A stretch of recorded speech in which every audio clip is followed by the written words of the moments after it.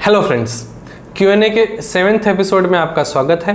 पिछले Q&A sessions का link ऊपर आई बटन में और नीचे डिस्क्रिप्शन में मैं दे रहा हूं। अगर आपने वो वीडियोस अभी तक नहीं देखे हैं तो प्लीज़ देखें। मेरी कोशिश रहती है कि मैं हर एक क्वेश्चन को टाइमलाइन वाइज अरेंज कर पाऊँ, जिससे कि आप इन वीडियोज़ को रिविजिट करें तो स्पेसिफिक टाइमलाइन पर जंप हो पाएँ। आज का पहला क्वेश्चन पलश कक्कर जी लिखते हैं, need your recommendation of third draw of true habitat sector 79 Gurgaon which is live on website from 7th September। तो मैं इस पर डिटेल्ड वीडियो लाऊंगा, बट अगर इसको समराइज़ करूं इस रिव्यू को कि क्या आपको अप्लाई करना चाहिए या नहीं करना चाहिए, बट मेरे हिसाब से आप इसको इग्नोर कर सकते हैं। नेक्स्ट योगेंद्र सिंह जी लिखते हैं, आर यू अ ब्रोकर और एक्सपर्ट? तो सर मैं ब्रोकर नहीं हूँ, मैं एक रियल एस्टेट एडवाइज़र हूँ, आप एक्सपर्ट कह सकते हैं, बट यस मैं चीज़ें बेचता नहीं हूँ, मैं इवेल्युएट करता हूँ। सो नेक्स्ट पारुल अहमद जी लिखते हैं, याशिका 104 की कंस्ट्रक्शन आप सेटिस्फैक्ट्री कैसे बोल रहे हैं? उसका टावर 5, 6, 7 स्टार्ट भी नहीं हुआ है और सुनने में भी आ रहा है कि कोई लैंड इशू है। आर दिस ट्रू और जस्ट रूमर्स? तो हाँ, कंस्ट्रक्शन क्वालिटी मैंने सेटिस्फैक्ट्री बोली थी, बहुत अच्छी नहीं है। 5, 6, 7 का टावर का काम इसलिए उन्होंने स्टार्ट नहीं किया है क्योंकि जो अभी स्टार्टिंग के टावर्स हैं उन पर जब वो काम कंप्लीट कर लेंगे, एटलीस्ट आउटर स्ट्रक्चर कंप्लीट कर लेंगे तो इसको टच करेंगे। लैंड के रूमर्स की बात रही तो ऐसा कोई इशू नहीं है, लैंड में रेरा मिला हुआ है बिना किसी लिटिगेशन के, तो आप रेस्ट एश्योर्ड रह सकते हैं। ऑल्दो मैंने याशिका में इन्वेस्ट करने के लिए रिकमेंड नहीं किया है, आप अवॉइड कर सकते हैं। डिटेल्ड वीडियो का लिंक मैं ऊपर आई बटन में दे रहा हूं, अगर आपने वो वीडियो अभी तक नहीं देखा है तो प्लीज़ उसे देखें। माविक जी लिखते हैं, हाय नाइस वीडियो, ये कैसे पता लगाएं कि वाइब्रेटर यूज़ हुआ है या नहीं? जो माइवन कंस्ट्रक्शन पर मेरी वीडियो थी कि लोगों को ऐसा लगता है कि अगर माइवन से कंस्ट्रक्शन हुई है तो कंस्ट्रक्शन क्वालिटी बहुत अच्छी होने वाली है, 100 साल तक वो बिल्डिंग टिक जाएगी, तो उस पर मैंने आई ओपनर वीडियो बनाया था। उसी पर लिखते हैं वाइब्रेटर यूज़ करने को लेकर के, तो हाँ आजकल जो सीमेंट का मिक्सचर आता है वो सीधा फैक्ट्री से उठ करके आता है, तो फर्स्ट ऑफ ऑल बिना वाइब्रेटर यूज़ किए वो प्रॉपरली पोर ही नहीं होगा। जब हम पोर करते हैं वो मिक्सचर तो हमें नीचे से कुछ धीरे धीरे वाइब्रेट करना पड़ता है कि वो नीचे सेटल हो पाए, तो बिना वाइब्रेटर यूज़ किए तो वो पिलर डालना ही पॉसिबल नहीं है। जो माइवन कंस्ट्रक्शन की शटरिंग होती है वो शटर करना ही पॉसिबल नहीं है, तो वाइब्रेटर तो यूज़ सभी करते हैं। तो मैटर ये करता है कि आप किस नियत से वहाँ पर वाइब्रेटर यूज़ कर रहे हैं, क्योंकि काफ़ी ऐसे टफ पोजीशंस होती हैं जहाँ पर वाइब्रेटर यूज़ करना बहुत मुश्किल होता है और उस जगह पर उस मिक्सचर को सेटल करना बहुत ज़रूरी होता है। जैसे कि जो ऊपर के कॉर्नर्स होते हैं जहाँ पर कि तीनों तरफ से जॉइंट्स लगाए जाते हैं, वहाँ पर कोने में वाइब्रेटर का प्रॉपरली यूज़ होना, जहाँ पर सबसे टफ होता है वाइब्रेटर को यूज़ करना, क्योंकि अगर शटरिंग प्योर वॉल है और वहाँ पर कोई जॉइंट्स वगैरह नहीं है तो उस जगह पर तो बड़े आसानी से वाइब्रेटर यूज़ हो जाता है, बट जहाँ पर कॉर्नर्स आ जाते हैं वहाँ पर यूज़ करना थोड़ा सा मुश्किल होता है। और जल्दी जल्दी कंस्ट्रक्शन करने की वजह से कॉन्ट्रैक्टर्स थोड़ा सा चीज़ों को उस क्वालिटी से डिलीवर नहीं करते हैं जिससे कि उन्हें करना चाहिए। और जैसे ही आउटर स्ट्रक्चर कंप्लीट हुआ और उस पर अगर पुट्टी वगैरह लग गई, पेंट लग गया, तो आपको 3 से 4 साल तक तो पता ही नहीं चलेगा कि हाँ अंदर रफनेस है, हनी कॉम्बिंग बनी हुई है, तो वो आपको हो सकता है 4 से 5 साल बाद पता चले। कॉन्ट्रैक्टर्स की रिस्पॉन्सिबिलिटी है, स्पेशली जो प्रमोटर्स हैं उनकी रिस्पॉन्सिबिलिटी है कि कॉन्ट्रैक्टर को पूरा टाइम दें और बीच बीच में रिव्यूज़ करें। अगर आप एज अ प्रमोटर मेरा वीडियो देख रहे हैं तो क्या आप सिक्योरिटी चेक्स करते हैं? मतलब अगर सीमेंट फैक्ट्री से सीधा वो मिक्सचर बन करके आ रहा है तो क्या उस मिक्सचर का, हर एक मिक्सचर का ऑडिट होता है? क्या आपकी साइट पर सिक्योरिटी इंजीनियर्स हैं? क्या आपके साइट पर क्वालिटी इंजीनियर्स हैं जो इन चीज़ों का ध्यान रख पाएँ? तो आज के डेट में मुझे नहीं दिखता अच्छे से ऑडिट होते हुए कोई भी बिल्डर A to Z। मैं बहुत अच्छा बहुत ख़राब ये सब नहीं कह रहा, सारे ही जिस तरीके से ऑडिटिंग होनी चाहिए चीज़ों की, कंस्ट्रक्शन की, वो नहीं करते हैं। तो हमारे पास ऑप्शन क्या रहता है कि एक अच्छा बिल्डर चूज़ करते हैं, क्या पता वो अच्छा काम कर रहा हो। मोस्ट ऑफ द केसेस में वो करते भी हैं और कई केसेस में नहीं भी करते हैं। तो आपको अगर कैसे वेरीफाई करना है, तो प्रोजेक्ट को बुक करने से पहले अगर वो अंडर कंस्ट्रक्शन वाली चीज़ है तो आप जा कर के इन कॉर्नर्स को, जॉइंट्स को देखें, एटलीस्ट जितना भी काम हो रखा है उसमें देखें। अगर वहाँ तक वो काम सही कर रहे हैं फिर तो कोई इशू नहीं है, हो सकता है कि आगे भी अच्छा काम करेंगे, बट इसकी कोई गारंटी नहीं है। हो सकता है कि एक फ्लोर पर बहुत अच्छा काम कर रहे हो, दूसरे फ्लोर पर ख़राब काम कर रहे हो। तो हम कंस्ट्रक्शन क्वालिटी की बात तो करते हैं, ओवरऑल प्रोजेक्ट की बात करते हैं, बट जो स्पेसिफिक यूनिट आपको मिलने वाली है उसकी क्वालिटी कैसी है ये कैसे पता करेंगे, है ना। तो इट इज़ टफ, और आपको अलाउ भी नहीं किया जाता सिक्योरिटी वगैरह का बहाना दे करके कि आप साइट पर नहीं जा सकते, अंदर नहीं देख सकते। तो ठीक है, this is all we have option to live with it. मैं भी जागरूक करना चाहता हूँ, जिस तरीके से लोगों को माई-वन को लेकर के एक पॉजिटिविटी बन रखी है कि नहीं माई-वन है तो सब कुछ अच्छा है। एक घटिया बिल्डर का भी वो माई-वन पर फ्लैट बुक कर लेते हैं और बाद में आकर के पता चले कि हाँ इसकी कंस्ट्रक्शन क्वालिटी ख़राब है। तो क्वेश्चंस ज़रूर पूछें, है ना। जो भी आपका ब्रोकर या प्रमोटर है कि आप काम कैसे कर रहे हैं, कोशिश करें कि अगर आप साइट पर जा पाएँ और चीज़ों को देख पाएँ कि क्या फिनिशिंग अच्छे से आ रही है या नहीं आ रही है। जो चीज़ें मैंने आपको बताई कॉर्नर्स वगैरह वेरीफाई करने की, वो आप चीज़ें वेरीफाई कर सकते हैं अपने एंड पर, अगर आपको जाने की इजाज़त मिले तो।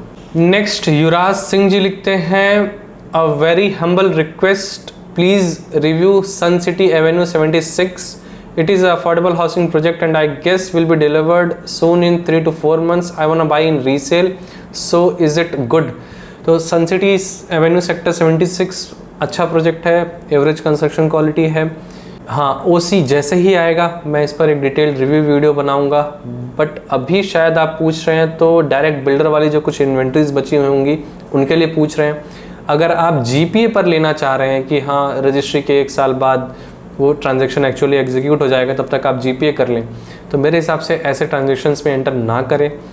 ओसी आने के बाद जब 1 साल हो जाए, रजिस्ट्री वगैरह फाइनलाइज हो जाए, फिर आप रीसेल में ट्राई कर सकते हैं।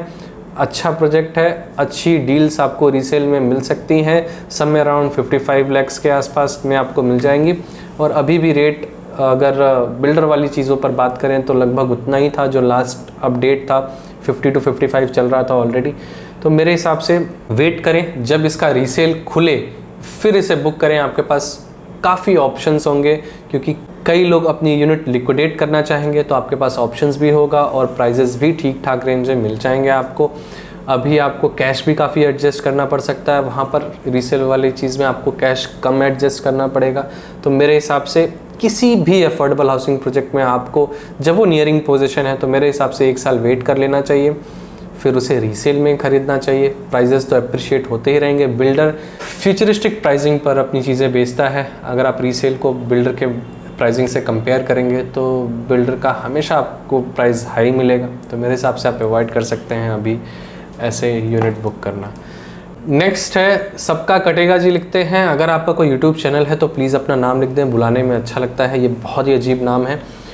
वो लिखते हैं, हुडा के प्लॉट्स का circle rate and market rate में डबल से भी ज़्यादा का डिफरेंस है। तो मैंने येड़ा पर जो बबल बनाया हुआ है रीसेल मार्केट में, वहाँ के ब्रोकर्स ने उस पर एक डिटेल्ड वीडियो किया था। उस पर ये लिखते हैं कि जो हुडा के सर्किल रेट्स का जो डिफरेंस है, सर्किल रेट और रीसेल रेट का डिफरेंस है, उसमें बबल है या नहीं।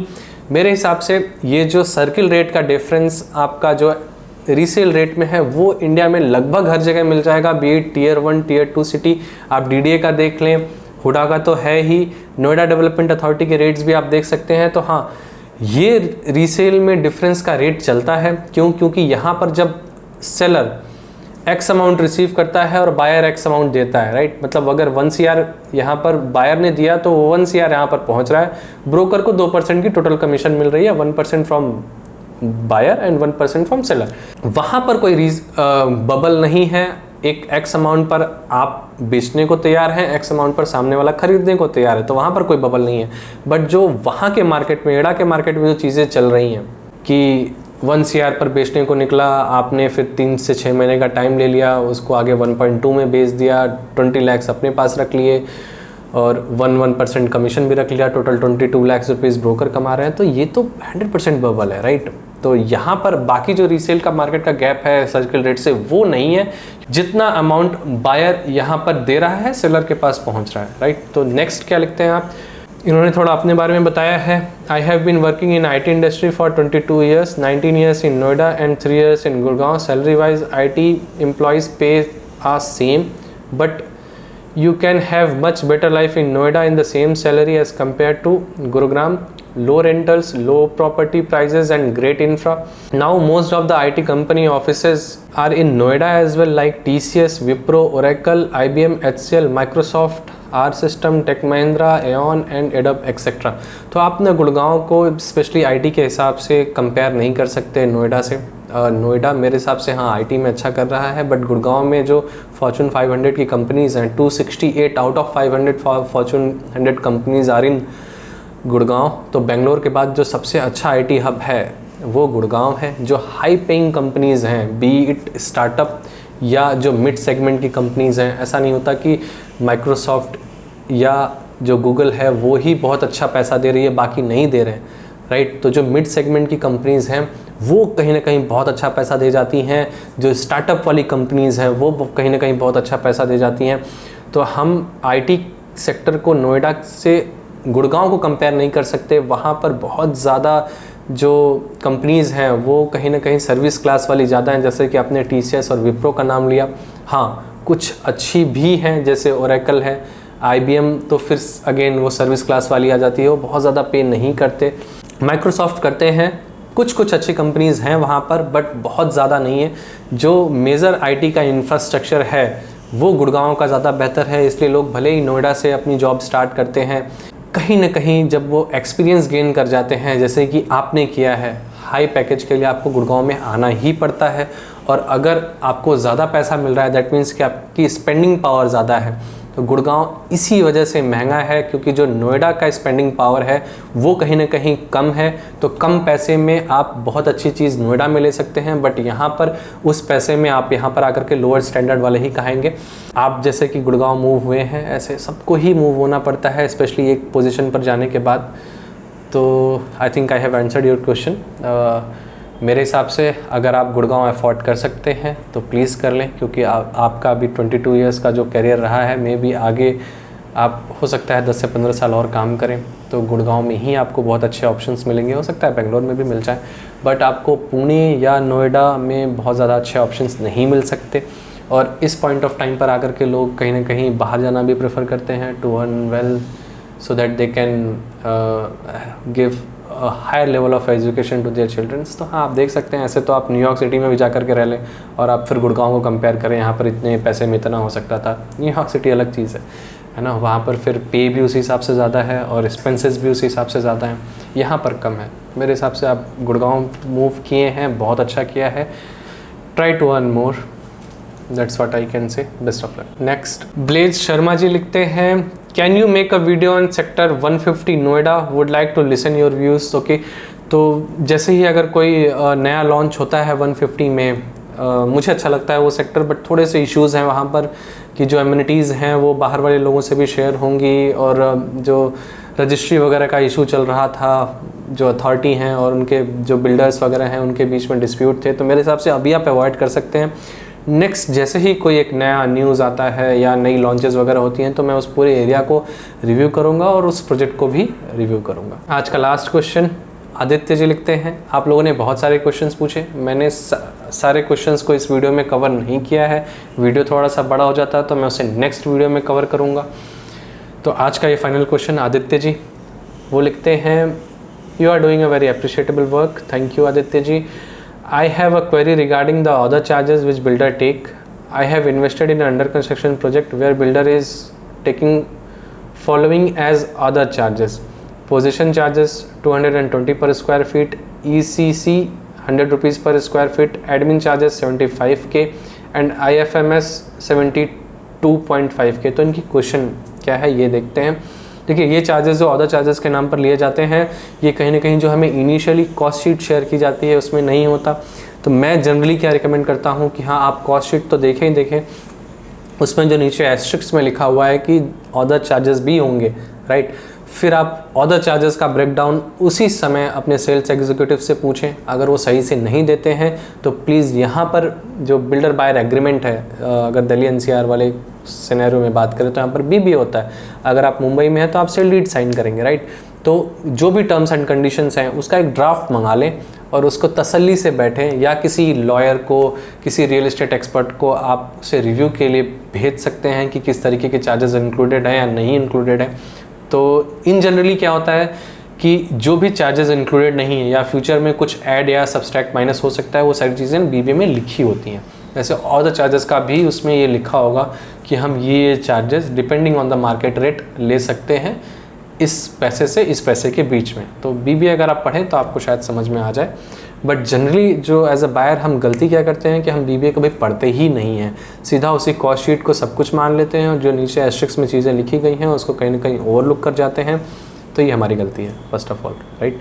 क्योंकि टर्म्स एंड कंडीशंस पढ़ना हमें इतना जागरूक होना चाहिए। जब आप 1 CR 2 CR 5 CR लगा रहे हैं तो मेरे हिसाब से इन चीज़ों को आपको बहुत ध्यान से पेपर वर्क में अपनी एनर्जी डालनी चाहिए। आप खुद नहीं पढ़ सकते तो please outsource that work to someone else. इनके क्वेश्चंस क्या हैं? Are all of these charges set by RERA or builders create some of them just by themselves in order to snatch more money from buyers like I have not seen ECC charges usually होते हैं? जी ऐसा नहीं है। ये चीज़ें builder and buyer agreement में defined होती हैं।